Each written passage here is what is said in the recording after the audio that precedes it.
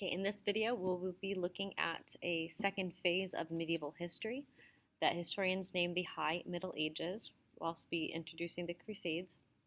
So, the Middle Ages in Europe is broken up essentially into two time periods: what's called the Early Middle Ages, which is marked by the chaos caused by the Germanic tribes and by the slow rise of feudalism, also by the reign of Charlemagne.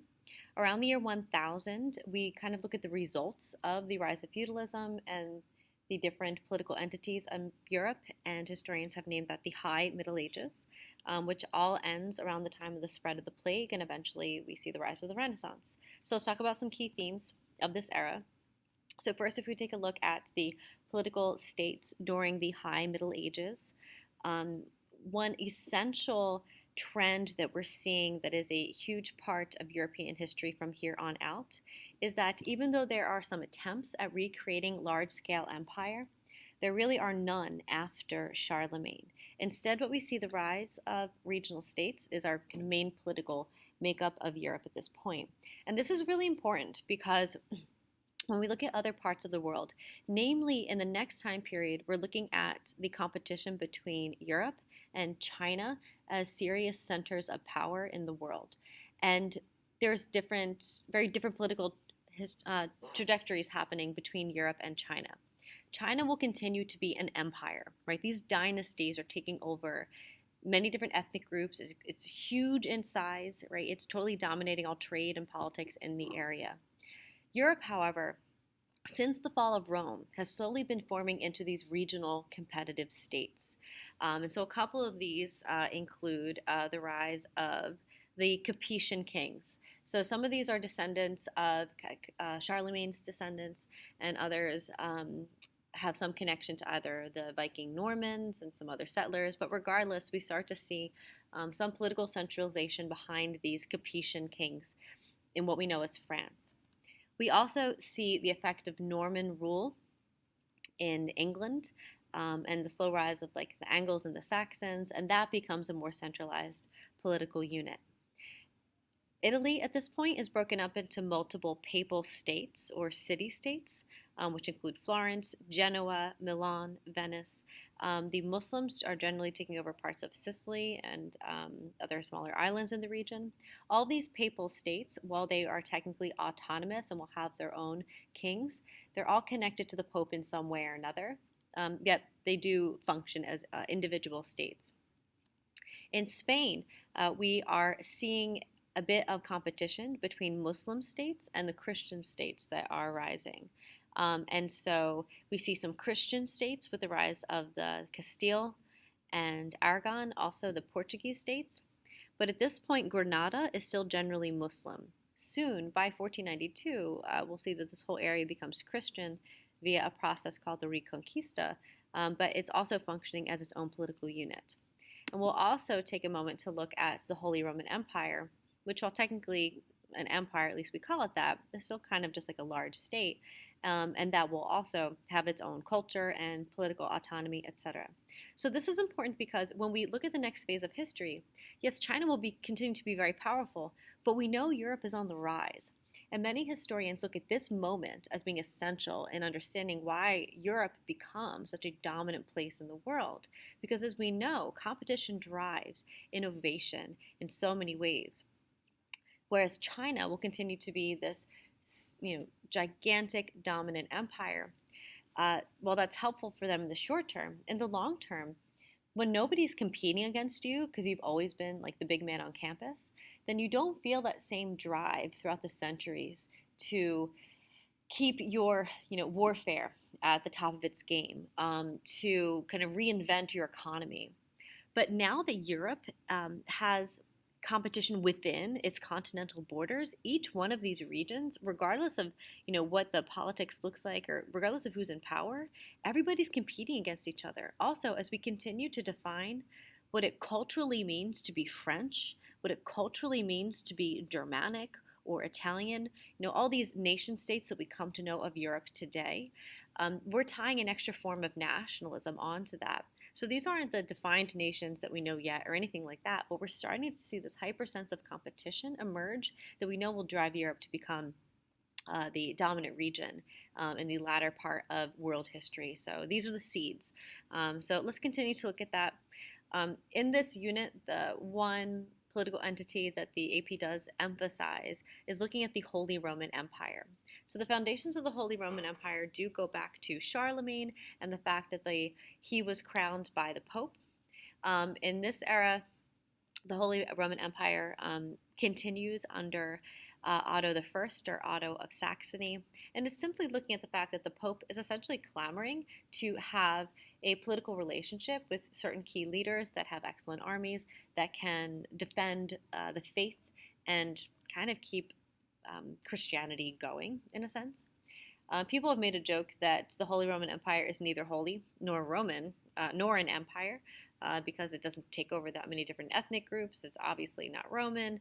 And also, there seems to be a lot of conflict between the Catholic Church.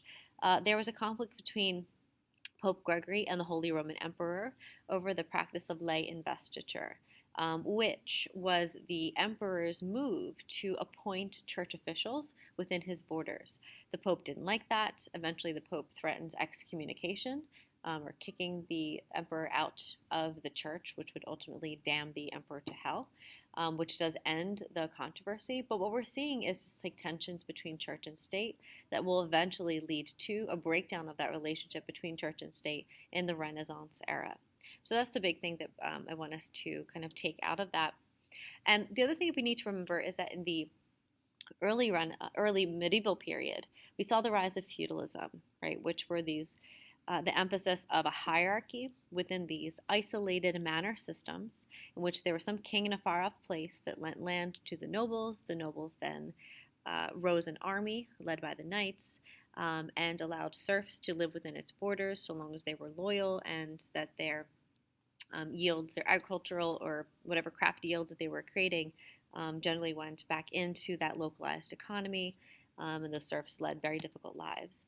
But what is happening now that serfdom has had a couple centuries, or feudalism has a couple centuries to develop, and these isolated manors have kind of recovered from the trauma of the fall of the Roman Empire, we're seeing the fruits of all of those labors. And we're seeing that via really the serfs' activities, we are transforming the agriculture of Europe so that it can grow population and be competitive again.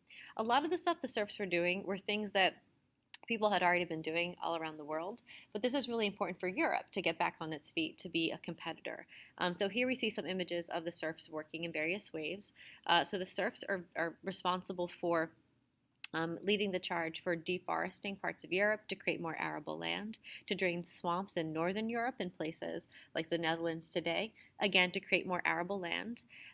They were the initiators of using things like horseshoes and collars for plowing to make things more efficient, doing a great deal of the labor. I don't know what they're doing to these boars here. That doesn't seem very nice. But the ultimate output of this is that we have more agriculture, which means we have a population boom. The more people we have, the more people we can free from agriculture to do more craft labor. So we have more goods that we can trade. So we slowly begin to trade again. So Europe is awakening. Within trade, we're seeing key developments, which is slowly creating a middle class in Europe, which keeps them on this competitive edge. One of the key developments I want you to know is the rise of guilds. So as these medieval civilizations are specializing in certain crafts, they want to make sure that craft labor is organized, that prices are set in a way that everyone can benefit. Also that the craft itself is standardized, which means that if you are ordering, let's say here there's some sort of smithing action happening here, whatever that they're making, if you're getting like horseshoes from someone, you want to know that they're going to be quality regardless of who you buy from within a town, right? So guilds begin to make rules for, standardizing the products and the prices and whatnot. And all this helps to organize trade, to make better products that people want to buy. And we're also seeing here fabric dyers, so this must be some sort of like textile guild. It's also where we get many of our European last names, and these are coats of arms for some of these guilds, such as the tailors, the coopers, the millers, right, milling types of grains. So that's one development. Also, it says in your notes that since we are in a very bit of contact with Muslims, especially the Italians, if we look at the geography of Europe, the Italian boot is sticking out in the Mediterranean, and especially Venetian traders will be trading with Muslims. And so, via that contact, certain practices like Muslim banking tactics and joint stock and crediting, all of that also begins to trickle into Europe, which encourages more economic activity. All of this is also leading to bigger populations, which is leading to urbanization. So many of the cities that people know and love of Europe today begin to grow. They're also usually very clustered and walled because this is a pretty dangerous time period still. But we're seeing large cities in Europe for the first time, so they're kind of catching up with the rest of the world. This is an image of Toledo, Spain, one of the first medieval cities. It's also really beautiful, but also places like London and Paris were all born of this time period, as now we have a large enough population to truly constitute cities.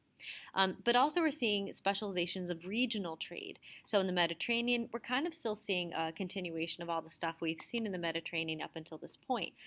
So, a continuation of these sales of salt and olives, and also stuff coming in from other trade routes, like spices coming in from the Indian Ocean trade routes and silk coming in from the Silk Roads. But in the north, we're seeing a very specialized form of trade happening surrounding the Nordic territories, most notably surrounding Norway. And we also see a whole association, kind of like a trade league, arise from that called the Hanseatic League, which is a trade association that regulated the sale of the cod trade, grains, fur, timber, all of that stuff, which encouraged more and more trade in the north, which is helping their economies grow. We laughed at some of my pictures of my Nordic travels before, but this town, this row of houses right here, was a center of the Hanseatic League during the High Middle Ages, and that town was called Bryggen, which is in the greater town of Bergen in Norway. So Bryggen, Bergen. So that's the town. Here's me being awkward in front of it, just so you can laugh at me again. And here's a little close-up of it. So all of these houses would have been places in which the merchants would come to register their goods, weigh them so they could put prices on them, and then figure out where they would be traded to, determine if there were certain tariffs that needed to be charged. This is from inside one of those houses. It's the Cod Museum, very exciting museum you can visit in Bergen, Norway. And this is looking at how they would weigh the dried cod fish in a standardized way to regulate practices. This is a registry book that was in the museum that I visited, which it's an original registry book, which I'm kind of amazed that it just like sits out there and people are so honest about it and haven't violated it, but keeping good records. These are the stamps that they would place on key documents so they know which merchants and which kind of like early companies were trading which types of furs or fish or whatnot. So, very organized. And then the thing I thought was kind of funny is that there were dormitories on top of each of these trade homes or trade houses. And because it'd be young sailors who were conducting this trade, so a bunch of young guys, and so they would often have to stay long periods of time in Bergen as all that trade was being worked out by the upper officials, and so they gave them places to live. And when I visited, I got a lot of information about just kind of how funny these dudes were. So first off, these are not very big. These are kind of like bed bunks or bunk beds. So people would crawl into these. Nordic men are usually very tall, but the length of these was probably more for someone like 5'6" or 5'7", so probably crunched in there. But they're also telling stories where they kept burning down many of these houses because these guys would have like raucous parties and drink too much and knock over the candles because they're all like 20-year-old guys just making money for their families, traveling around the North Sea. They're also saying that they're kind of like fraternity brothers, and the like pranks and the hazing that they put each other through.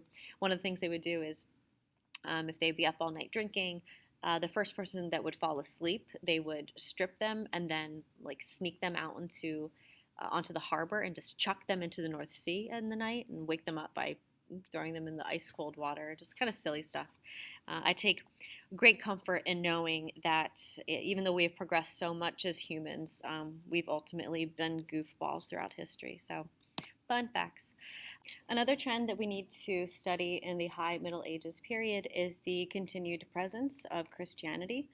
However, Christianity is becoming incorporated with some of the changes educationally and culturally, but also it's becoming more popularized. As we'll see, by this I mean how common people are practicing it. It becomes more ritualized and more standardized. But first, let's talk about the connection to education.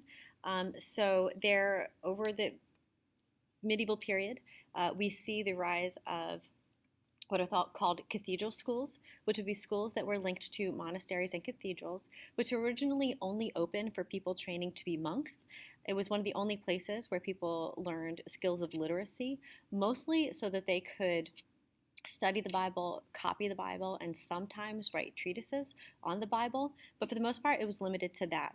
Some monks within those cathedral schools would study plants and botany and things like that, but for the most part, it was limited to biblical studies. But throughout the medieval period, especially as Islamic learning and via Islamic scholarship, Greek learning trickles its way back into Europe, we see curiosity expand and ultimately the rise of medieval universities. And this map plots the universities that were created in the medieval and early Renaissance period. There are some pretty famous ones such as Oxford and Cambridge and St. Andrews University, University of Paris, as many others. And so originally mostly teaching biblical things, but eventually studying more sciences and mathematics. We're seeing the educational culture of Europe improve in this era, but still linked to Christianity.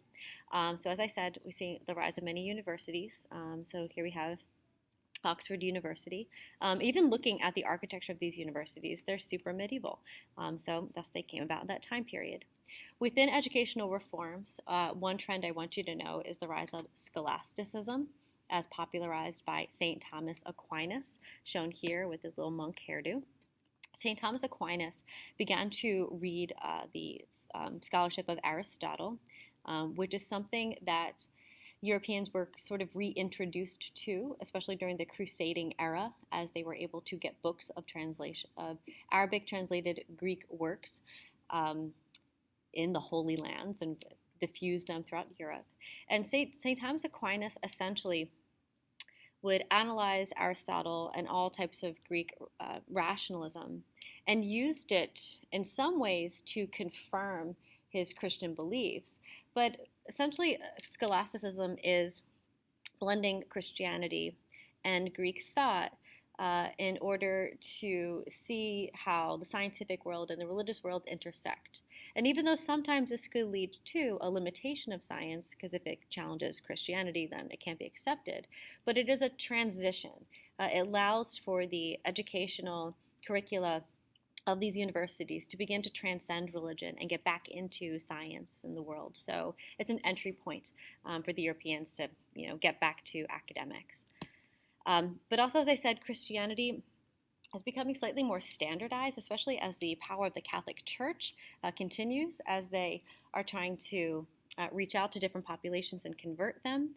And also, as we see the culture on the ground become more standardized. So what we see is a rise of popular Christianity. One of the ways we see this is the rise of ritualistic behaviors, which eventually becomes known as the sacraments. And the sacraments are rituals that all Catholics have to go through in their life in order to be a true Catholic. So it includes, and this illustration is pretty much all those sacraments being shown, very elaborate ways, and the heavens and saints and Jesus and stuff. But all Christians need to be baptized. All Catholics have to go to confession for their sins, and we'll talk more about that when we get into the Protestant controversies. All Catholics must receive communion. And what's unique about Roman Catholicism, as opposed to other forms of Christianity that will emerge, is that they don't simply believe in the act of Holy Communion, that they are eating a piece of bread, which is a simulation of the Last Supper of Jesus. But Catholics actually believe that during this blessing, that the the bread in the priest's hand and the the wine in the cup transforms into the body and the blood of Jesus Christ. So it's a miracle that happens during every Mass. So it's a very holy event. They also believe that you must be confirmed, so kind of recommit to the church at a certain age. Marriage becomes a sacrament only in the medieval period. Before that, it was only ever some sort of economic transaction. Ordination is becoming a priest, which would only be open to men, still is. And anointing of the sick is the final blessing or confession of a sick person before they die. So all this stuff only comes about really in order to give a sense of unity, that no matter where you are in Europe, and we know that Christianity has spread because of its political connection to people like Charlemagne, who forced people often to convert. But wherever you are, if you're in Italy, or if you're in Northern Europe, if you're in England even, you have this sense of connection because all of these Catholics are doing the same types of things. Like I said, we also see this in the rise of other rituals, one of which is the saints. The saints are a really good example of syncretism. So we mentioned this before, but syncretism is the amalgamation or the blending of certain cultural practices with the new rise of another practice. So let's kind of break this down more specifically. So as Christianity is spreading into different parts of Europe, we have a conversion issue because some of the Germanic tribes, or let's say even like the Druids of Ireland, didn't want to convert because they didn't like the idea of giving up all of their many polytheistic gods for one God. And so what many of the Christians do is begin to frame things in a way where they seem pretty polytheistic, but it still retains Christian image. So they say, we understand you don't want to give up all of your gods. We really only believe in one God. But if you want to pray to other people, we have example of exemplary Christians who have led amazing lives, and we call them the saints. And if you need something, you can also pray to those saints. And if you're Catholic, you know that all the saints have particular, I don't want to say powers, but services that they can provide.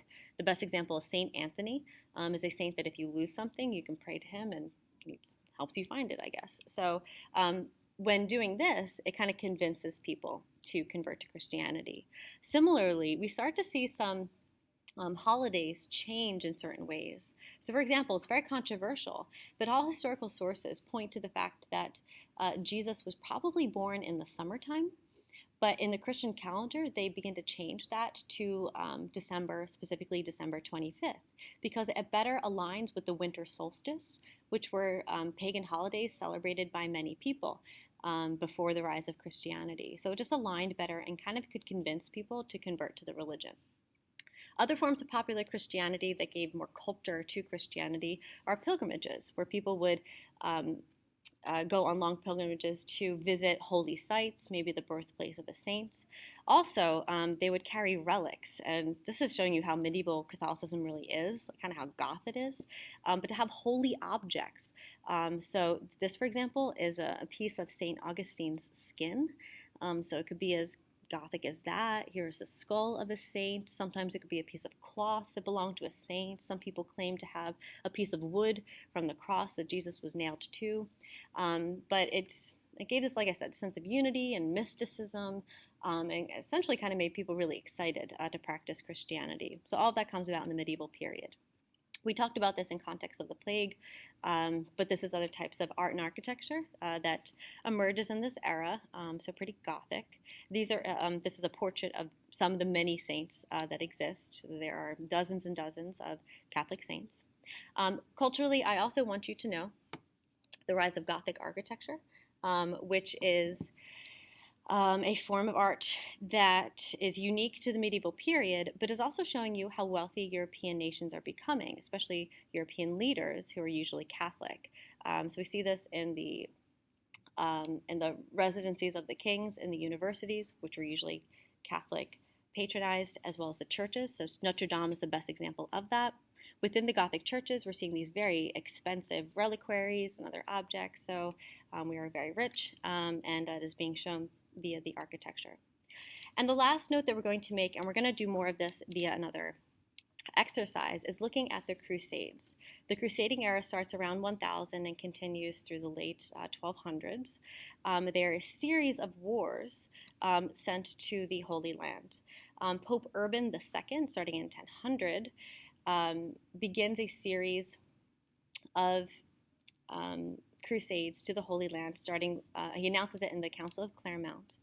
And it receives popular support. He pretty much gets everybody to be psyched on the idea of taking back the Holy Land from the Muslims who have moved into the region. As we will see, it's fairly controversial. Were these really holy wars, or was this an attempt of Pope Urban II to unite people under a Catholic banner as different parts of Europe were creating new cultures, specific cultures to their regions, and thus kind of breaking away not from the Catholic Church in terms of a religion, but from the Pope as a supreme leader. So there are multiple crusades. The first crusades in 1096 was into the Middle East, and they win at least temporarily, although eventually the Christians are kicked out of the region again. And for example, just to show you how sometimes they weren't all very much obsessed with the Holy Land, the Fourth Crusade was just trying to overthrow Constantinople, which isn't connected with Christianity whatsoever, right? So that one kind of throws a little wrench in the whole argument that these were holy wars, but we'll get more into that. But the ultimate effect of the Crusades is that it was a disaster for Europe in the long term, but it helped to connect them to the Middle East, which they were generally cut off from. They get information from the Middle East, which helps slowly incorporate itself into Europe, which slowly leads to the Renaissance. So in that way, it's a long-term win, but a short-term loss for Europe. All right, so we will do a little bit more with the Crusades, but for now, we will end our look at the Middle Ages.